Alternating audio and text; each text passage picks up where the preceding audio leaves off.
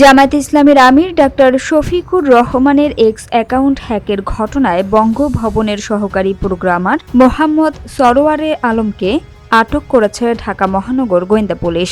মঙ্গলবার দিবাগত রাত ১:৩০টার দিকে ডিএমপির ডিবি প্রধান অতিরিক্ত পুলিশ কমিশনার শফিকুল ইসলাম এ তথ্য নিশ্চিত করেছেন।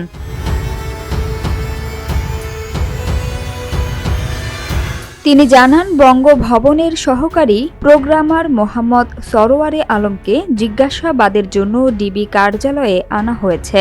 জিজ্ঞাসাবাদ শেষে পরবর্তী কার্যক্রম নেওয়া হবে।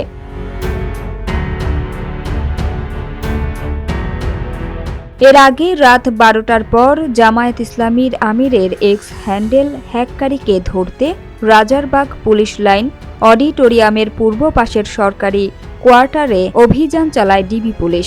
পরে সেখান থেকে মোহাম্মদ সরোয়ারে আলমকে আটক করা হয়। প্রসঙ্গত, গত শনিবার রাতে জামায়াত আমিরের এক্স হ্যান্ডেলের একটি পোস্টের স্ক্রিনশট সামাজিক যোগাযোগ মাধ্যমে ভাইরাল হয়। সেখানে কর্মজীবী নারীদের নিয়ে আপত্তিকর মন্তব্য দেখা যায়। পরে এক্স অ্যাকাউন্ট থেকে সেই পোস্ট সরিয়ে নেওয়া হয়। জামায়াত বিবৃতি দিয়ে জানায়, সাইবার হামলা করে অনাকাঙ্ক্ষিত পোস্ট প্রকাশিত হয়েছে এবং জামায়াত আমিরের নামে মিথ্যা বক্তব্য প্রচার করা হয়েছে।